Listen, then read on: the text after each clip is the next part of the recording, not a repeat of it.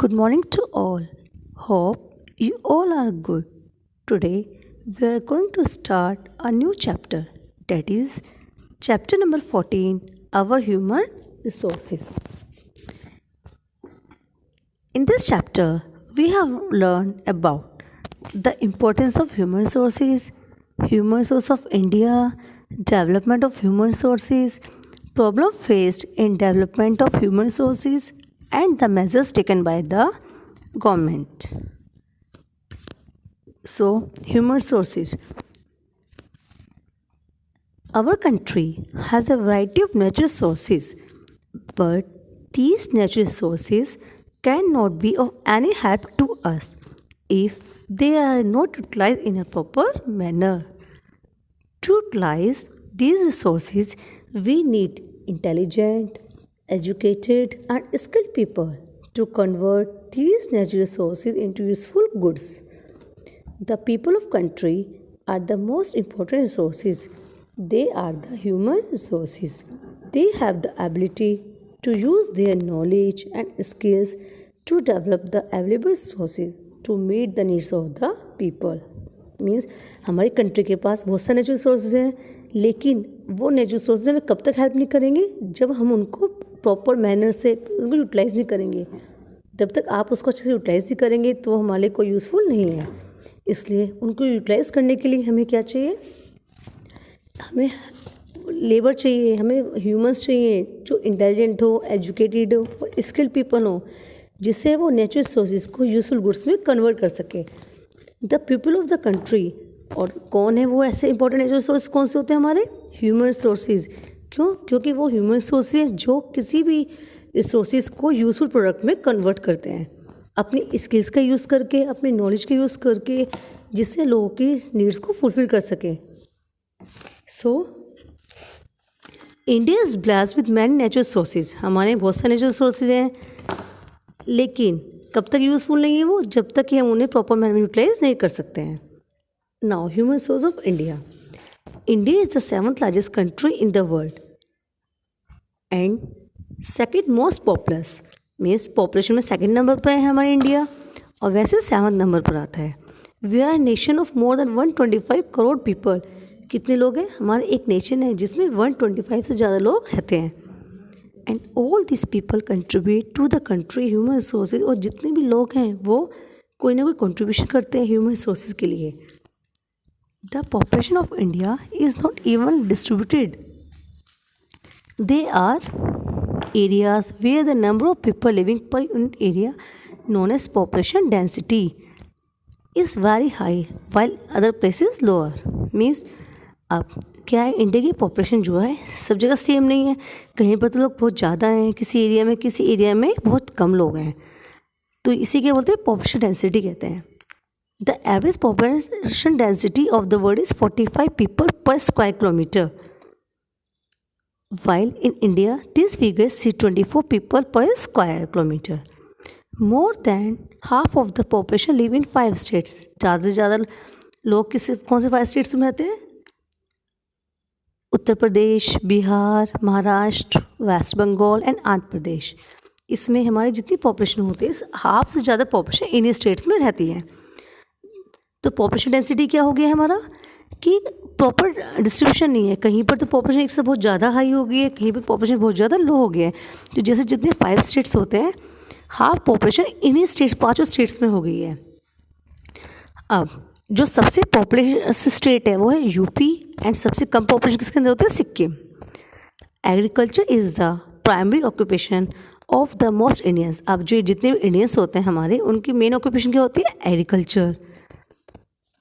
Although Indians have made their mark in every field, जबकि Indians ने बहुत सारे फील्ड में अपने मार्क कर लिया है, बहुत सारे फील्ड में आगे निकल गए हैं. जैसे आपके साइंटिस्ट हो गए, teacher, astronauts, doctors, engineer etcetera.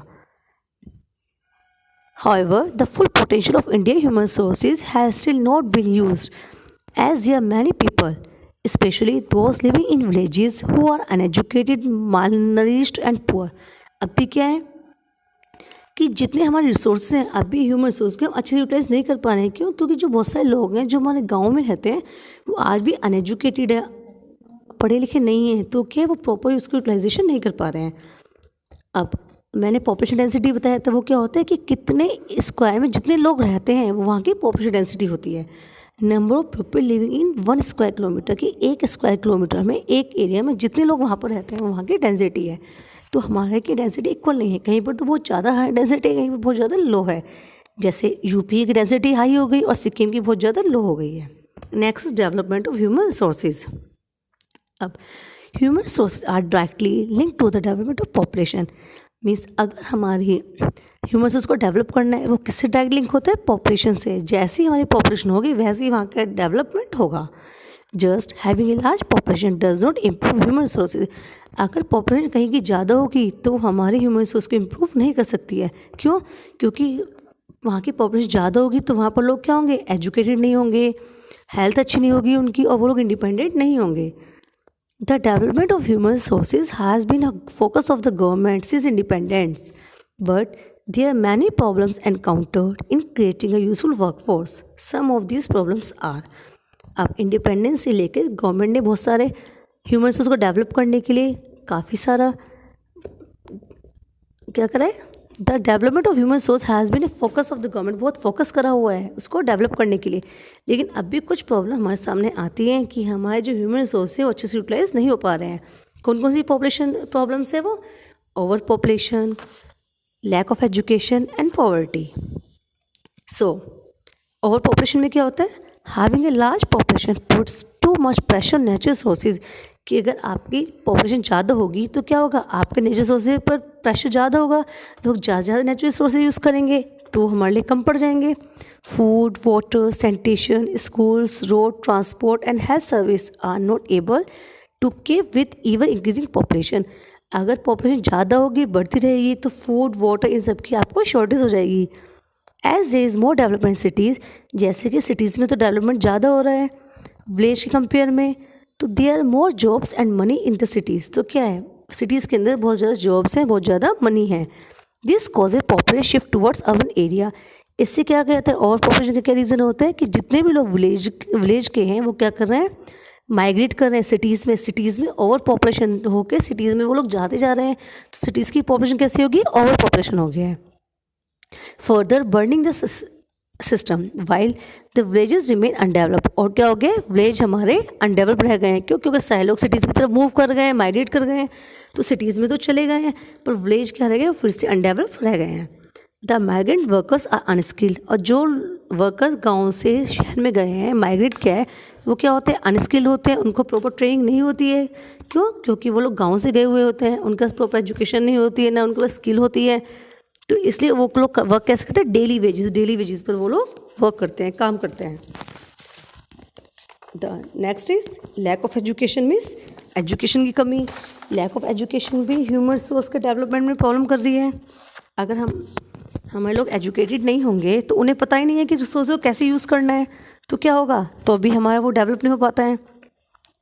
There is a lack of education. There is a huge gap between the number of students and number of available seats in education institution like schools, college and training center. Many people are still completely illiterate, which means that they are not only unfit for most jobs but also lack basic knowledge and life skills. Means अगर education proper नहीं होगी तो क्या है?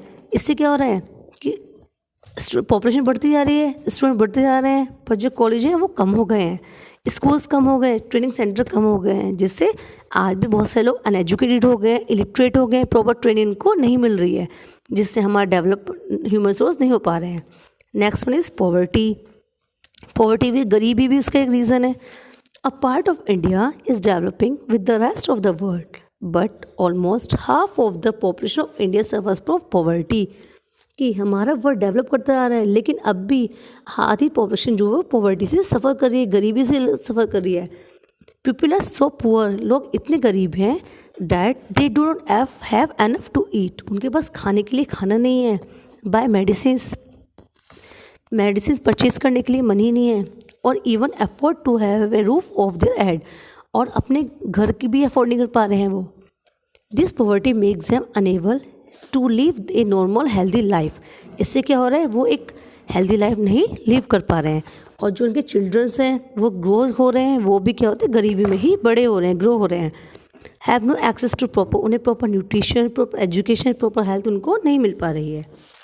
So next topic is measures taken by the government. It is clear that the development of human resources is necessary for our country to progress. यह तो clear हो गया है कि अपने कंट्री को डेवलपमेंट करने के लिए, प्रोग्रेस करने के लिए क्या ज़रूरी है, ह्यूमन रिसोर्स को डेवलप करना। The government has taken many measures to overcome the different problem faced by the people. इससे गवर्नमेंट ने क्या करा है, इस प्रॉब्लम से दूर करने के लिए लोगों को इस प्रॉब्लम से बाहर निकाला है। उसमें क्या स्टेप्स लिए उन्होंने ह्यूमन रिसोर्स को इम्प्रूव करने के लिए? Population control. So number 1 is population control, number 2 is education, and number 3 is health and removal of property. Population control, the government has been educating people on the advantage of having small families. तो government ने क्या करा है, लोगों को small families के advantage बताने start कर दिया है। Next is education.